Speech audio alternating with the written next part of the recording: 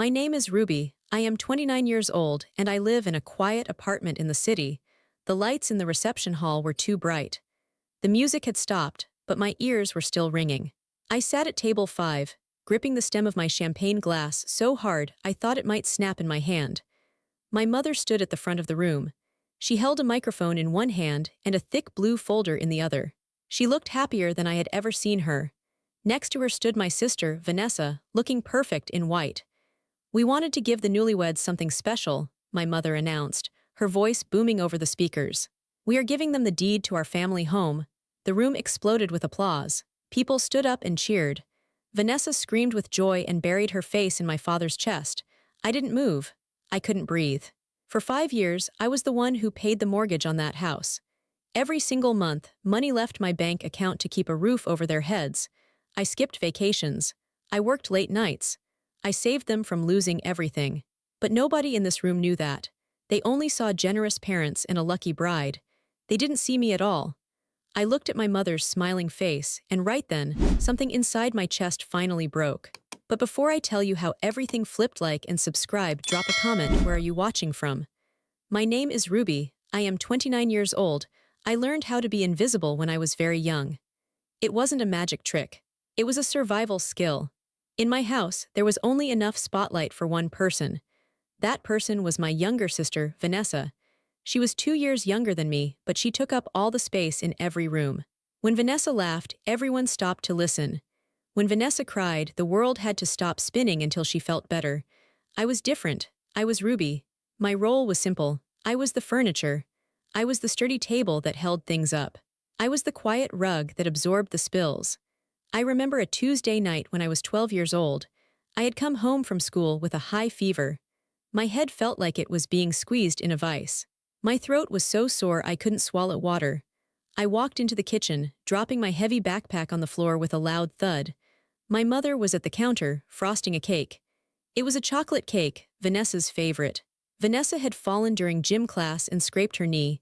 It wasn't a bad scrape, just a little red, but she had been crying about it for 3 hours. "Mom," I rasped out. "I don't feel good." My mother didn't turn around. She was too busy making a sugar flour for the cake. "Not now, Ruby," she said, her voice stressed. "Vanessa is having a terrible day. Her knee is throbbing. I need to cheer her up. Be a good girl and go lie down." I stood there for a moment. I wanted to scream that I was burning up. I wanted her to put her hand on my forehead, but I knew the rules. Vanessa's scraped knee was a tragedy. My fever was an inconvenience, so I did what I always did. I went to my room. I got myself a glass of water. I found the thermometer in the bathroom cabinet. I took 2 aspirin. I put myself to bed. The next morning, I got myself up, made my own toast, and went to school. When I came home with an A on my history project, my father nodded and said, "That's good, Ruby. We expect that from you. You're the smart one." That was the trap. They called me low maintenance. They told their friends, "Ruby is so easy, she never needs anything, she's so independent." They said it like it was a compliment. But it didn't feel like a compliment. It felt like a dismissal. It meant they didn't have to worry about me. They didn't have to spend energy on me. They could pour every ounce of their love and money into Vanessa. Vanessa was sensitive. Vanessa was fragile. If Vanessa failed a test, it was the teacher's fault. My parents would go to the school and argue until the grade was changed. If I got a B instead of an A, they would ask me why I didn't study harder. I became the fixer. When I was 16, the washing machine broke. My father was at work, and my mother was driving Vanessa to dance class. Water was flooding the laundry room floor. I didn't call them. I knew they wouldn't answer, or they would panic and yell at me for bothering them. I turned off the water valve. I got all the towels in the house and mopped it up. I found the manual, opened the back panel, and found a clogged hose. I fixed it. When they came home, the floor was dry. The machine was running. I told my dad, "The washer leaked, but I fixed it." He didn't look up from his mail. "Good job, Ruby," he mumbled. Then he turned to Vanessa. "How was dance, princess? Did you get the solo?" I stood in the hallway, my hands smelling like dirty water and grease, watching them hug her. I realized then that my needs were invisible because I made them invisible. I thought if I was perfect, if I caused 0 problems, if I fixed everything, they would finally love me as much as they loved her. I thought my usefulness was the price of admission to this family. I was wrong. Being useful didn't make them love me more. It just made them use me more. I grew up believing that love was a transaction. I give you stability, you give me. Well, I was still waiting to see what they would give me. I was the background character in the movie of Vanessa's life, and background characters don't get the big scenes. They just keep the set standing so the star can shine. The shift from helper to savior happened 5 years ago. It was a gloomy Sunday afternoon. I had just gotten a promotion at my job. I was 24, working as a project manager at a logistics firm. It was good money. I was proud of myself. I had an apartment with my boyfriend, Ethan. We were saving for a trip to Italy. My phone rang. It was my mother. She was crying. "Ruby, you have to come over," she sobbed. "It's a disaster." I drove over immediately. My heart was pounding. I thought someone had died. When I walked into the kitchen, my parents were sitting at the table. My father looked pale and defeated. My mother was shredding a tissue in her hands. There were bank letters spread out all over the table. Red stamps, warnings. "What is it?" I asked. "Is everyone okay?" "We're losing the house," my dad said. His voice cracked. They explained it in circles. Dad had made some bad investments. Mom had spent too much on credit cards. They had refinanced the house twice. Now they were 3 months behind on the mortgage. The bank was threatening foreclosure. "We don't know what to do," Mom cried. "This is our home. This is where you girls grew up. We can't lose it." I looked at the numbers. It was bad. They needed $3,000 immediately just to stop the foreclosure, and then $2,000 a month to keep it. They looked at me. They didn't ask directly. They just looked at me with those sad, desperate eyes. The same eyes that looked past me for years were now locked onto me. "I can help," I heard myself say. It was automatic. I was the fixer. This was the ultimate broken washing machine. "I can cover the mortgage," I said. "Until you get back on your feet." My mother jumped up and hugged me. "Oh, Ruby, thank God, you're an angel, just for a little while, just until Dad's business picks up." Just for a little while turned into 5 years. The next day I transferred the money.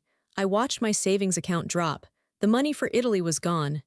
"It's okay," I told Ethan that night. I felt sick, but I tried to smile. "It's family, they need me. It won't be forever." Ethan was quiet. He didn't like it, but he supported me. "As long as they appreciate it, Ruby." But they didn't, acting like people in debt. A month later, I went to visit them. I had been eating instant noodles for lunch to save money. I had canceled my gym membership. I was wearing old shoes because I couldn't afford new ones. I walked into their living room and saw a massive new flat-screen TV on the wall. "Do you like it?" Mom asked, beaming. "Vanessa said we needed an upgrade for movie nights." My stomach turned. "Mom, how did you afford this? I just paid your mortgage yesterday." She waved her hand dismissively. "Oh, put it on a store card. No interest for 6 months. Don't be such a sourpuss, Ruby. We need a little joy in our lives. It's been so stressful." I didn't say anything. I swallowed the anger. I told myself they were grieving their financial freedom. I made excuses for them. Every month for 60 months, I paid that bill. It became a ritual. On the first of the month, I sat at my computer. I logged in. I clicked transfer. $2,000. Gone. That money could have been a down payment on my own house. It could have been a wedding fund for Ethan and me. It could have been a safety net. Instead, it was the price of keeping my parents comfortable. They never asked me if I struggled. Not once in 5 years did my father ask, "Ruby, is this hurting you financially?" They just assumed I had an endless supply of money. Or maybe they just didn't care where it came from, as long as the check cleared. I stopped going on vacations. Ethan and I stayed home on weekends. We cooked cheap meals. I worked overtime to make up the difference. I was tired all the time. Deep in my bones, I was exhausted. Meanwhile, my parents went out to dinner. They bought Vanessa new clothes for her interviews. They kept up appearances. To the outside world, they were successful homeowners. I was the secret engine keeping the ship moving, shoveling my own future into the furnace so they could stay warm. And the worst part, they never said thank you. After the first few months, the payments just became expected. It was just what Ruby did. Ruby pays the bills. Ruby fixes the problems. Ruby doesn't need a thank you because Ruby is strong. I was paying for a house I didn't live in, for parents who didn't see me, to support a lifestyle I couldn't afford for myself. If I was the shadow, Vanessa was the sun. And my parents loved to bask in the sunlight. The inequality wasn't just about money, it was about worth. 2 years into my mortgage arrangement, Vanessa graduated from college. She had taken 6 years to get a 4-year degree because she needed to find herself and switched majors 3 times. My parents paid for all of it. Or rather, the money they should have used for their mortgage went to her tuition and sorority fees. For her graduation, they threw a massive party in the backyard that I was paying for. There were catered tents, a DJ, and an open bar. I stood by the drinks table, nursing a soda. I did the math in my head. This party cost at least $4,000. That was 2 months of mortgage payments. I walked up to my dad. "Dad, this is a lot. I thought you guys were tight on cash." He clapped me on the shoulder, a little too hard. He was already tipsy. "Ruby, relax, it's your sister's big day. You only graduate once. Let her have her moment." Then came the gifts. My parents led Vanessa to the driveway. Everyone followed. There, sitting with a giant red bow on the roof, was a brand new car. It wasn't a luxury car, but it was new. A practical, reliable sedan. Vanessa screamed. She jumped up and down. "Oh my God. Mommy, Daddy, you're the best." I felt the blood drain from my face. When I graduated, I got a card. Inside was a $50 bill. I remembered that day clearly. I had graduated with honors. I had worked 2 jobs through college to pay my own tuition so they wouldn't have to. I stood in my cap and gown, holding that $50, and my mom had said, "We're so proud of you, Ruby. You're so capable. We know you'll buy something sensible with that." $50. And here was a car. I looked at Ethan. He was standing next to me, holding my hand. His grip was tight. He was angry for me. "This isn't right, Ruby," he whispered. "I know," I whispered back. "But I didn't make a scene. I never made a scene." Later that night, as the party was winding down, I found my mom in the kitchen. "A car, Mom?" I asked quietly.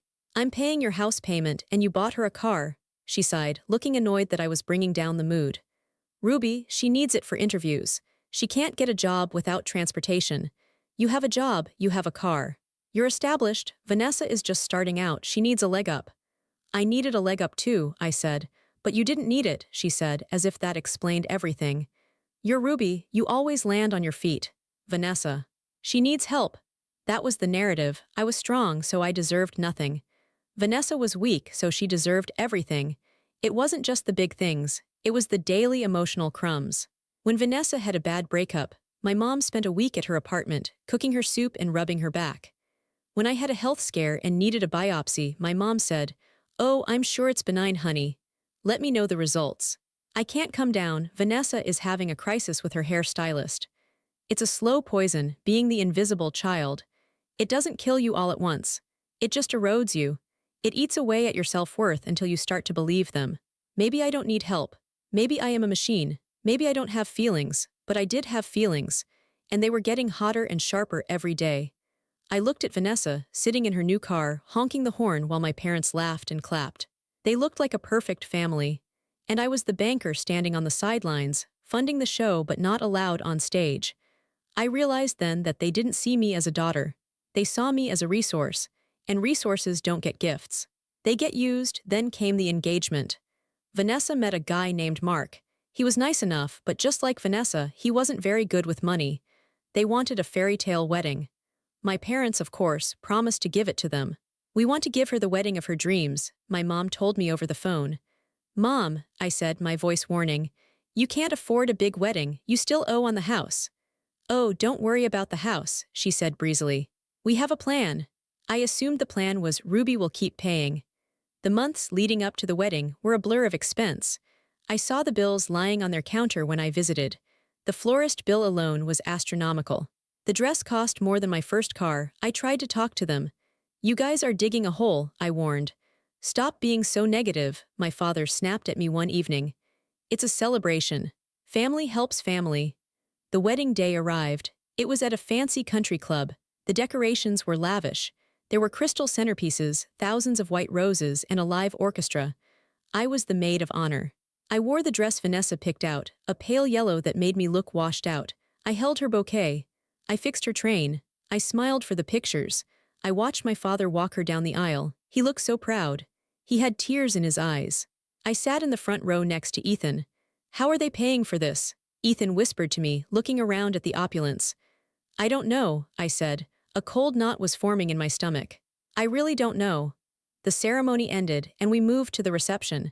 The champagne flowed. The speeches began. The best man gave a funny speech. Vanessa's college roommate gave a tearful speech. Then my father took the microphone. My mother stood next to him, holding that blue folder. The room went quiet. "We have one last gift," my father said. His voice echoed through the hall. "Mark, Vanessa, we know how hard it is to start a life together in this economy. We want you to have a strong foundation." My mother stepped forward, beaming. "We didn't want to just give you a toaster, we wanted to give you a future." She held up the folder. "We're giving them our home," she announced. "The deed to the house is yours, free and clear. We paid off the remaining balance this week." The crowd went wild. It was a movie moment, the generous parents, the stunned couple. I sat there, frozen. They paid off the remaining balance. How? And then it hit me. They must have used his retirement fund. Or sold something. Or maybe they inherited money and didn't tell me. But that wasn't the part that hurt. The part that hurt was the wording. "We're giving them our home." The home I saved. The home I paid for. For 5 years, I poured my life into that house. I kept the lights on. I kept the walls standing. And now they were handing it to Vanessa like a prize for getting married. Vanessa ran up and hugged them. "You guys are the best parents in the world," she sobbed into the microphone. "We love you, baby," my dad said.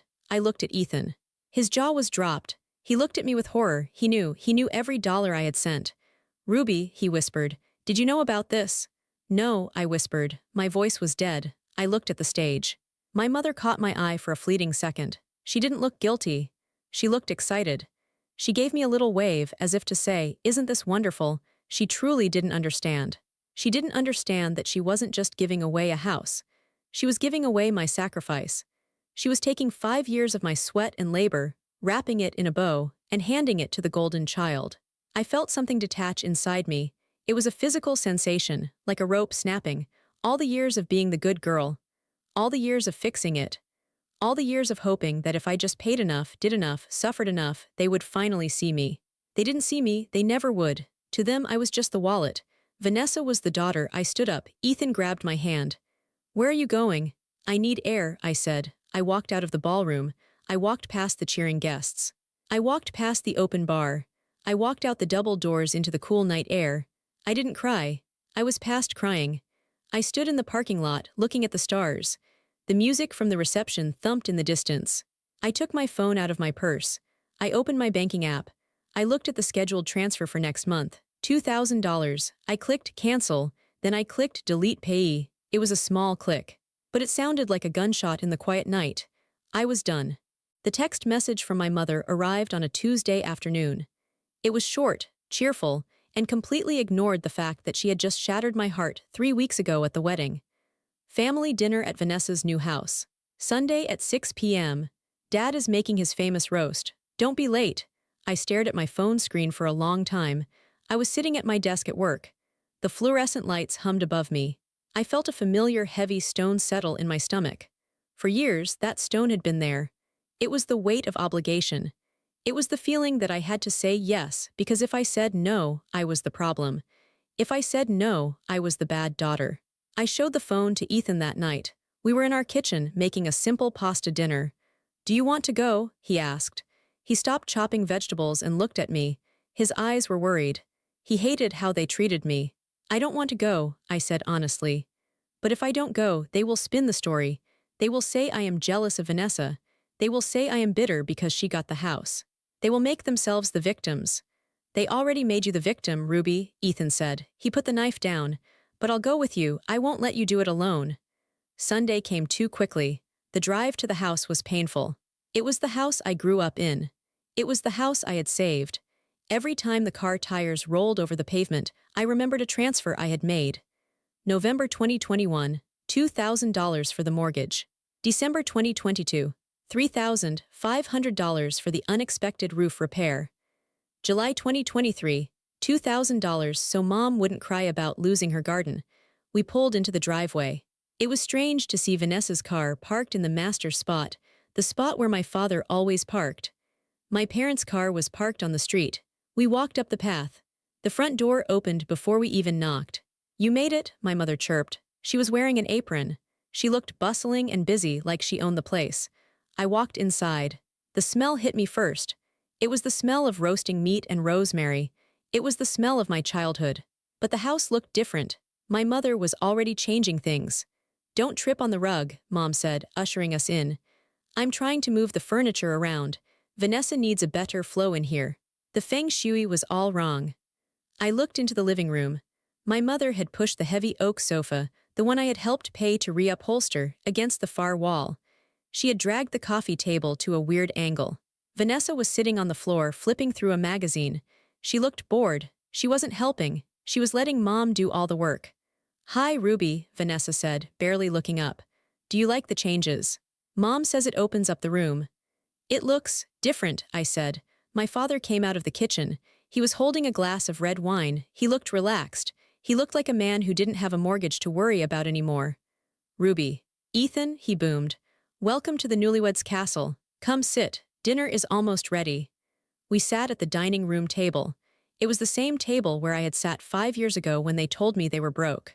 It was the same table where I had agreed to save them. Now I was a guest.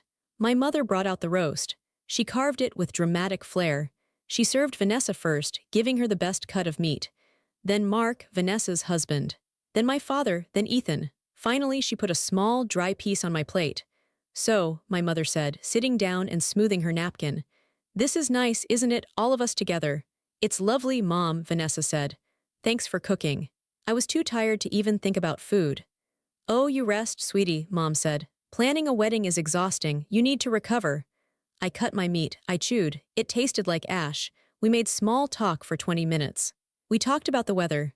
We talked about the neighbors. We talked about Mark's new job. Then the tone changed. My father cleared his throat. He put his fork down. He looked at my mother. They exchanged a look. It was a look I knew well. It was the look of a plan. We have some news, my father announced. My stomach tightened. What news? Well, my mother started, smiling a smile that didn't reach her eyes. Since we gave this beautiful home to Vanessa and Mark, your father and I are officially homeless. She laughed, like it was a funny joke. We can't stay here forever, she continued. Vanessa and Mark are newlyweds. They need their privacy. They need to walk around in their underwear if they want to. They don't need Mom and Dad in the guest room.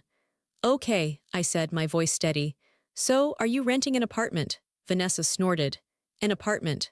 Mom would die in an apartment. She needs a garden. Exactly, my father said. We are not apartment people, Ruby. You know that. We need space.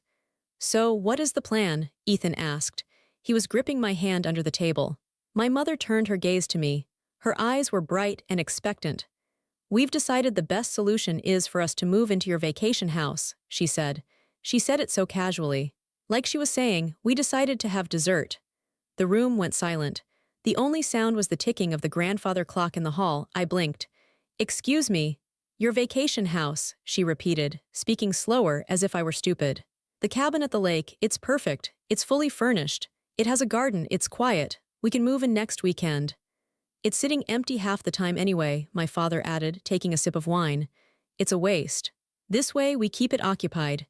We'll pay the electric bill and the water. You cover the mortgage and the taxes, obviously, since it's your investment. It works out for everyone. They had it all worked out. They had discussed this.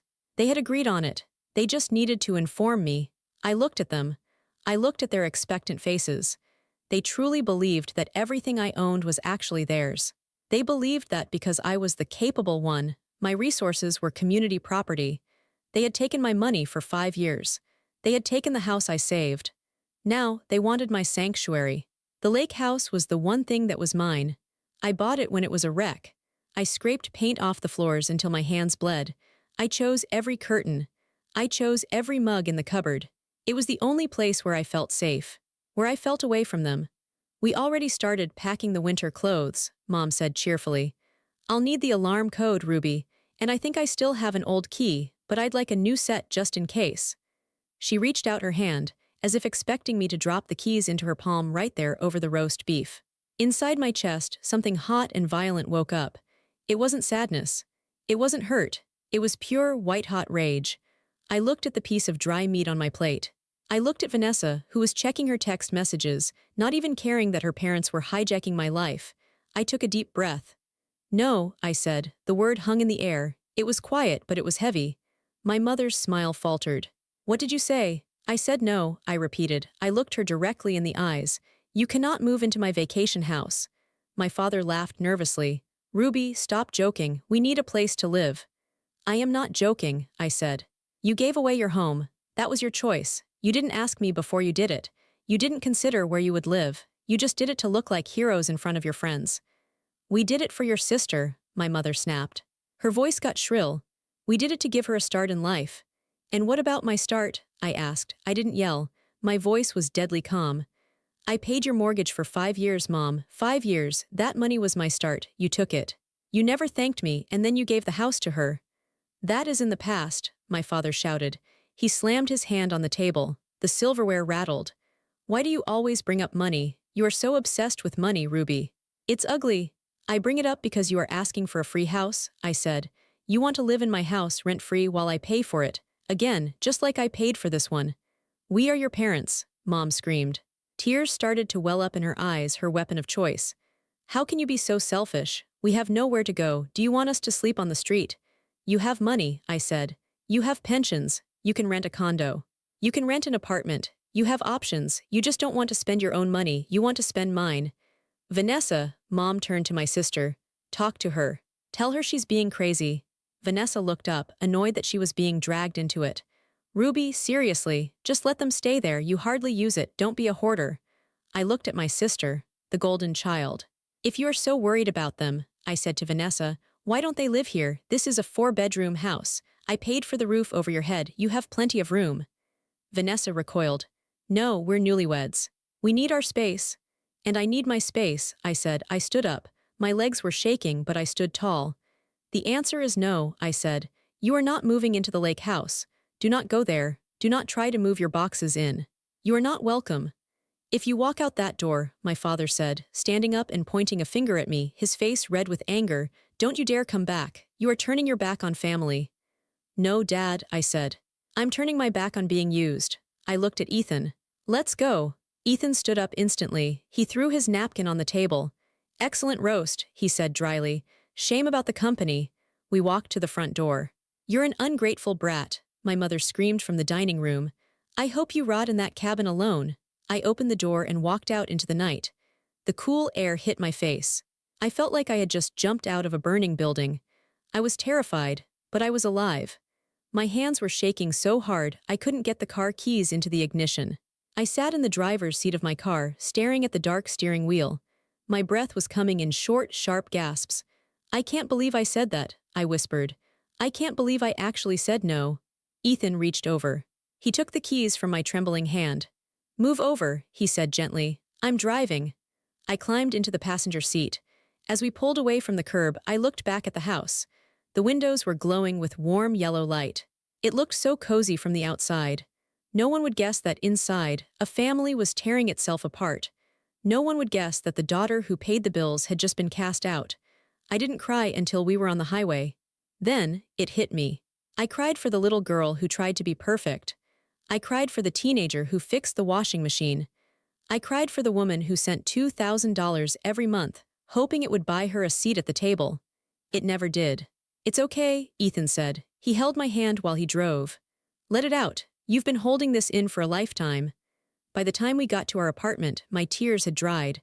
A cold, hard resolve had taken their place. They aren't going to listen, I told Ethan as we walked into our kitchen. They don't believe me. They think I'm having a tantrum. They think I'll call tomorrow and apologize and give them the keys. Then we make sure they can't get in, Ethan said. I sat down at the kitchen table. I didn't even take off my coat. I opened my laptop. Step 1, the phone. I opened my contacts. I clicked on Mom. I scrolled down to the bottom, block caller. I did the same for Dad. I hesitated on Vanessa, but then I remembered her face at the dinner table. Don't be a hoarder. I blocked her too. The silence that followed was instant. No buzzing, no guilt-tripping texts, no voicemails. Step 2, the lake house. I logged into the smart home system for my cabin. I deleted every user code except mine and Ethan's. I deleted the code labeled Parents Emergency. I changed the master password. They have a physical key, I said, chewing my lip. From before I put the smart lock on, Dad kept a copy. We can't change the locks tonight, Ethan said, but we can make it impossible for them to stay. I called the security company. It was late, but they had a 24-hour line. I need to update my protocol, I told the operator. I have a disgruntled family member who has an old key. If the alarm is disarmed with a key but not the code, I want the police called immediately. We can do that, the operator said. I'll put a do not admit notice on the account. Step 3, the evidence. I needed to see it. I needed to prove to myself that I wasn't the crazy one. I logged into my bank account. I went to the search bar. I typed in transfer to mom. The list populated. It went on, page after page of transfers. January 4th, $2,000. February 2nd, $2,000. March 3rd, $2,500. I hit print, the printer word in the corner of the room. It spit out page after page. I took a 3-hole punch and a black binder. I organized them by year. When I was done, the binder was heavy. It was a physical brick of evidence. I opened it and did the math. I used a calculator, adding up every single line. The final number was $124,500. I stared at the number. That was a down payment on a house for me. That was a master's degree. That was a wedding. That was a retirement fund. I had given them everything, and they had called me selfish because I wouldn't give them more. Look at this, I whispered to Ethan. I pushed the calculator toward him. He looked at the number. He went pale. Ruby. That's the price of my stupidity, I said. No, he said firmly. That is the price of your love. You loved them. You tried to save them. That's not stupidity, Ruby. That's generosity. The fact that they abused it is on them, not you. He was right, but it still hurt. I closed the binder. I wrote past on the spine in thick black marker. I put the binder on the shelf. I'm done, I said. I'm never sending them another cent. The next morning, the air felt different. Usually, on Mondays, I woke up checking my phone, worried about a crisis. Did mom overdraft? Did dad need gas money? This morning, my phone was silent. I showered, I dressed for work. I put on my favorite blazer. I looked in the mirror. I looked tired. My eyes were puffy, but my shoulders were back. My spine was straight. I went to work. I sat in meetings. I answered emails. And every time my mind drifted to my parents, every time I wondered if they were angry, I visualized the binder. $124,500. I visualized the roast beef dinner. We need your house. And the guilt evaporated. 2 days later, an email popped up in my inbox. It was from my father. Since I had blocked his text, he had moved to email. Subject: Lake House weekend. Ruby, stop being dramatic. We are packing the truck. We are going up to the lake house on Saturday. We expect the alarm to be off. We are your parents and we demand respect. We will discuss your attitude when we settle in. I read it twice. He truly didn't believe me. He lived in a world where I always caved. He was betting on my weakness. I didn't reply. I didn't forward it to Vanessa. I forwarded it to Ethan. Then, I forwarded it to the local police department in the town where my cabin was located, with a short note. I am the owner of address. I have informed these individuals they are not welcome. If they arrive, they are trespassing. I hit send. My hand didn't shake this time. I was reclaiming my life, one click at a time. I was building a wall, brick by brick. And for the first time, I was standing on the safe side of it. Saturday morning started like any other Saturday. I was at the grocery store. I was standing in the produce aisle, squeezing avocados, trying to find one that wasn't too hard or too mushy. It was a mundane task. It was normal. It was the kind of peace I had been craving. Then my phone rang. It wasn't a text. It was a call from a number I didn't recognize. It was an 800 number. I answered it. Hello, this is Safeguard Security, a woman's voice said. She sounded urgent. Is this Ruby Miller? Yes, I said. I put the avocado down. My heart started to beat faster. Miss Miller, we are receiving a perimeter breach alert at your property on Lakeview Drive. The front door sensor has been triggered. I froze. The grocery store sounds, the cartwheels, the beeping registers, the chatter faded away. Did they use a code? I asked. No, ma'am, the operator said. The alarm was not disarmed via the keypad. It appears the door was opened with a physical key, but the alarm system was not deactivated.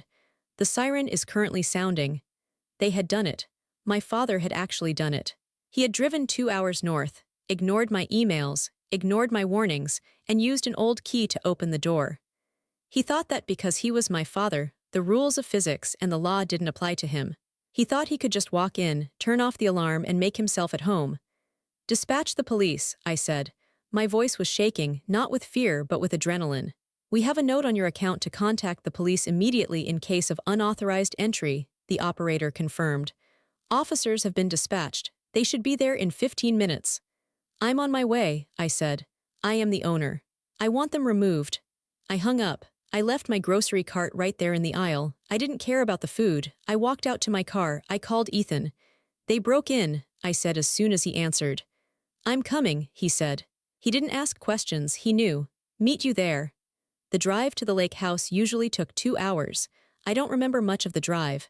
I remember gripping the steering wheel so hard my knuckles turned white. I remember the landscape blurring past me. I wasn't sad anymore. I was finished. This was the final violation. They had taken my money. They had taken my childhood. Now they were trying to take my safe space. When I turned onto the gravel driveway leading to the cabin, my stomach dropped. I saw the blue lights flashing through the trees. There were 2 police cruisers parked in my driveway. The lights were spinning, casting harsh blue shadows on the pine trees. My parents' SUV was parked on the grass. The trunk was open. Suitcases were piled on the ground. A cooler was sitting next to them. They had really planned to move in. I pulled up behind the police cars and turned off my engine. The silence of the woods was broken by the crackle of the police radios. I stepped out of the car. My mother was standing on the porch. She was wearing her weekend clothes, white capris and a floral blouse. She was screaming at a police officer. "This is ridiculous," she yelled. She pointed at the house. "This is my daughter's house. We are family. You can't treat us like criminals." My father was sitting on the steps of the porch. He had his head in his hands. He looked small. He looked defeated. The police officer, a tall man with a stern face, turned when he saw me approach. "Ma'am, stay back," he warned. "I'm the owner," I said loudly. I held up my driver's license. "I'm Ruby Miller." The officer's expression softened slightly. He walked over to me. "Miss Miller, these individuals claim to be your parents. They say they have permission to be here." I looked at my mother. She stopped screaming when she saw me. Her face went from angry to hopeful in a split second. "Ruby," she cried out. She ran down the steps past the officer. "Ruby, tell them. Tell them this is all a big mistake. Tell them we live here." She reached for me. She tried to hug me. I stepped back. I put my hands up. "Don't touch me," I said. My mother froze. She looked like I had slapped her. I turned to the officer. "They are my parents," I said clearly. "But they do not live here. They do not have permission to be here. I explicitly told them in writing not to come." "See," my father shouted from the steps. He stood up, his face red with embarrassment. "She's lying. She's just being a brat. We have a key. Look, I have the key right here." He held up the old brass key. "That is an unauthorized key," I told the officer. "I changed the locks to a digital system. They used an old spare key I gave them years ago for emergencies. This is not an emergency. This is a break-in." The officer looked at my father. "Sir, put the key down." "This is my daughter's house," my father sputtered. "I paid for her college. I raised her." "That doesn't make you the owner of this property," the officer said calmly. He turned back to me. "Miss Miller, since they are family, and there is no sign of forced entry besides the key, we usually treat this as a civil dispute. However, since you are here and stating they are trespassing, we can remove them. Do you want to press criminal charges for breaking and entering?" The air went still. Even the birds seemed to stop singing. My mother looked at me. Her eyes were wide with terror. She knew what criminal charges meant. It meant handcuffs. It meant a mugshot. It meant jail time. "Ruby," she whispered, "please don't." I looked at them. I saw the people who had favored my sister for 28 years. I saw the people who took $124,500 of my money and never said thank you. I saw the people who thought my no was a suggestion. I had the power to destroy them right now. I could ruin their reputation. I could put them in a cell. But I realized I didn't want revenge. I just wanted them gone. "No," I said to the officer. "I don't want to press charges." My mother let out a loud sob of relief. "But," I continued, my voice hard as stone, "I want them formally trespassed. I want a police report stating that they are banned from this property. If they ever set foot here again, I want them arrested immediately." "Understood," the officer said. He walked over to my parents. He took out his notepad. "Folks, the owner has declined to press charges today. You are lucky. However, you are being issued a criminal trespass warning. You need to pack your things and leave this property immediately. If you return, you will be arrested. Do you understand?" "But we have nowhere to go," my mother wailed. "We rented a truck. We gave up our apartment search. We can't go back." "That is not a police matter, ma'am," the officer said. "You have 10 minutes to vacate." I stood by my car, arms crossed, watching them. It was pathetic. My father, who always acted so big and important, was struggling to zip up a suitcase. My mother was crying, throwing loose clothes into the trunk of their car. They looked at me. They wanted me to help. They wanted me to be the fixer one last time. They wanted me to say, "It's okay, just stay for tonight." I didn't move. I didn't speak, I just watched. Ethan arrived just as they were closing their trunk. He pulled his car up next to mine and got out. He stood next to me, a silent wall of support. My father walked past us to get to the driver's side of his car. He stopped. He looked me in the eye. "You are cold," he spat. "You are a cold, heartless girl. I don't know who you are anymore." "I'm the daughter you created," I said. "You taught me that money matters more than people. You taught me that feelings don't matter. I just learned the lesson." He flinched. He got into the car and slammed the door. My mother looked at me through the passenger window. She looked old. She looked scared. They backed out of the driveway. The gravel crunched under their tires. The police cruiser followed them to ensure they left the main road. When the taillights disappeared around the bend, the silence rushed back into the woods. I walked up the steps to the porch. I saw the old brass key sitting on the railing where the officer had made my dad leave it. I picked it up. It felt heavy. I walked to the edge of the woods. I threw the key as hard as I could into the dense brush. I heard it land with a soft thud. "Are you okay?" Ethan asked, coming up behind me. "I think so," I said. I took a deep breath of the pine-scented air. "I think that was the hardest thing I've ever done." "It's over," he said. "They can't come back." We went inside. I reset the alarm. I checked the cameras. For the first time, the cabin felt truly mine. It wasn't a place I was holding for them. It was a fortress, and the drawbridge was pulled up. The aftermath of the lake house incident was ugly but distant. Because I had blocked them, I didn't have to hear the direct screaming. But families talk. Gossip spreads like a virus. I heard from my cousin, Sarah, what happened next. "They went to Vanessa's house," Sarah told me over coffee a week later.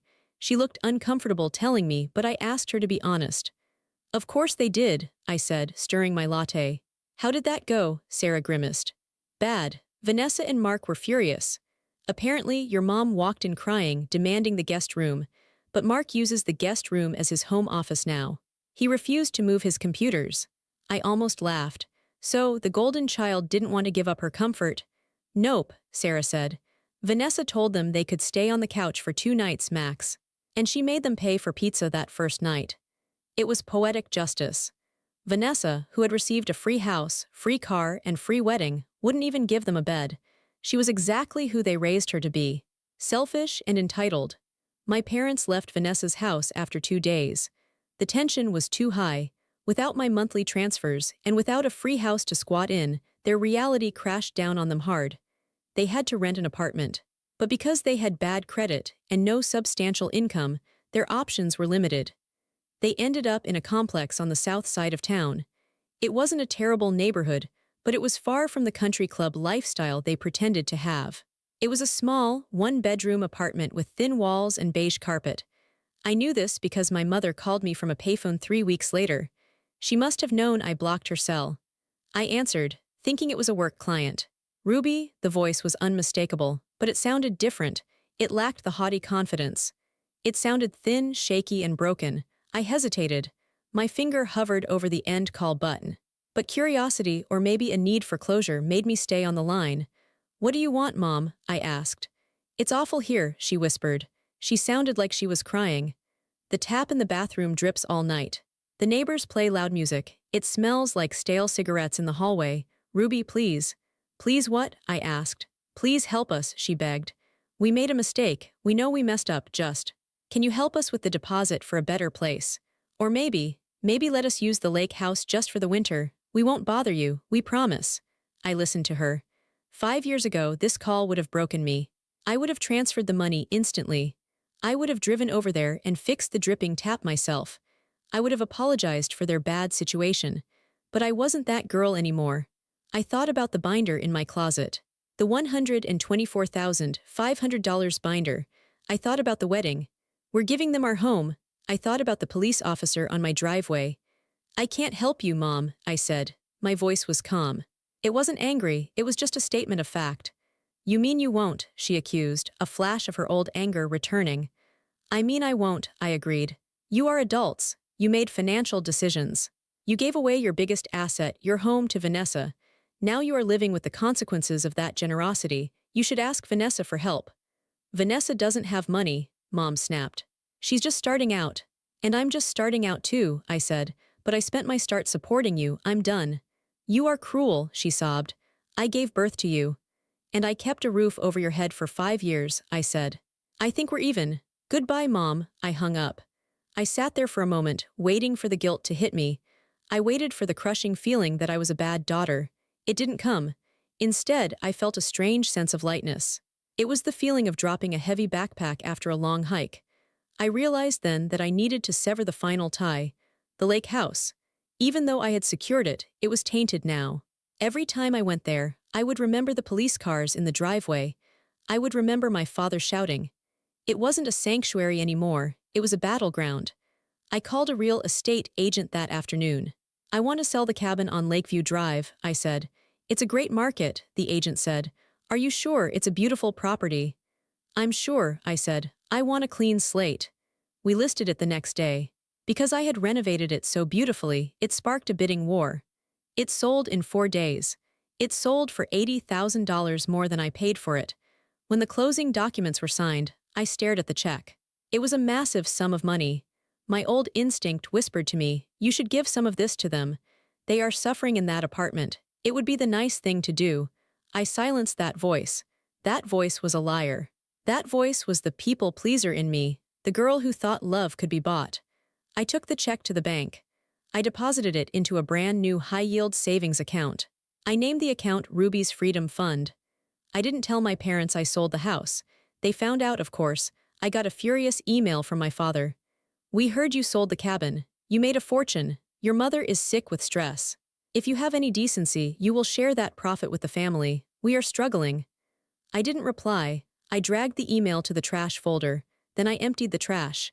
It was a symbolic gesture, but it felt good. The golden child dynamic had crumbled. Vanessa was avoiding them because they were needy. They were resentful of Vanessa for not helping, and they were furious at me for finally having boundaries. They were miserable. But for the first time in my life, their misery was not my responsibility to fix. I was watching a storm rage from behind a thick pane of glass. I could see the rain, I could see the lightning, but I wasn't getting wet anymore. I turned to Ethan that night at dinner. I booked something, I said, a mischievous smile on my face. Oh, he smiled back. What did you book? Italy, I said. 2 weeks. Tuscany, Florence, and Rome, first class. 5-star hotels. Ethan dropped his fork. Ruby, are you serious? That's expensive. I can afford it, I said. I have a lot of money that I'm not spending on other people's mortgages anymore. He laughed. It was a joyful, relieved sound. Italy it is. I looked at him, and I felt a surge of excitement. Not for the trip, but for the life that was waiting for me. A life where my resources, my energy, and my love were going to the people who actually cherished me. The fall of my parents was sad. It was a tragedy of their own making. But I wasn't going to go down with the ship. I had already spent 5 years bailing out the water. It was time to swim for shore. I woke up before the alarm. The room was unfamiliar, but it wasn't scary. The ceiling was high, with painted wooden beams. The shutters on the windows were closed, letting in thin slivers of golden light. I lay there for a moment, my heart beating slow and steady. Usually when I woke up, my first thought was a checklist of panic. Did I pay the electric bill for Mom? Did I remind Dad about his appointment? Is Vanessa mad at me? My brain would start racing before my feet even touched the floor. I would reach for my phone like it was a grenade, terrified of what message might be waiting on the screen. But this morning, there was nothing. My mind reached out for the worry, like a tongue probing a missing tooth, but the worry wasn't there. There was only a quiet, empty space. I turned my head. Ethan was sleeping soundly beside me. We were in Florence, Italy. We were 4,000 miles away from the apartment complex where my parents lived. We were 4,000 miles away from the house I gave to Vanessa. I slid out of bed. The terracotta tiles were cool under my feet. I walked to the window and pushed open the heavy wooden shutters. The city of Florence lay below me. It was breathtaking. The rooftops were a sea of red clay tiles. In the distance, the great dome of the cathedral rose up against a sky that was turning pink and orange with the sunrise. The air smelled like roasting coffee and river water. I took a deep breath. For the first time in 30 years, my breath moved easily. It went all the way down to the bottom of my lungs. There was no tightness. There was no invisible hand squeezing my chest. I went to the small kitchen in our rental apartment. I made a pot of coffee. The ritual was simple: grinding the beans, boiling the water, pouring the dark liquid into a white mug. I sat by the open window, wrapping my hands around the warm mug, and I let myself think about them. It was dangerous, usually, to think about them. It usually brought guilt. But today, here in this beautiful place, I felt safe enough to look at the truth. I thought about my mother. I imagined her in her small apartment. She was probably awake now, too. She was probably complaining to my father about the neighbors. She was probably telling herself a story about how her ungrateful daughter abandoned her. I knew that story well.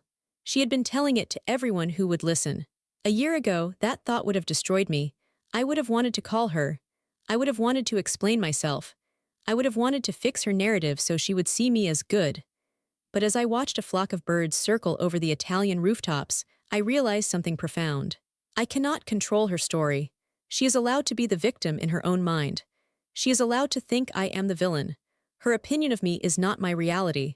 My reality is the bank account that is solely in my name. My reality is the silence on my phone.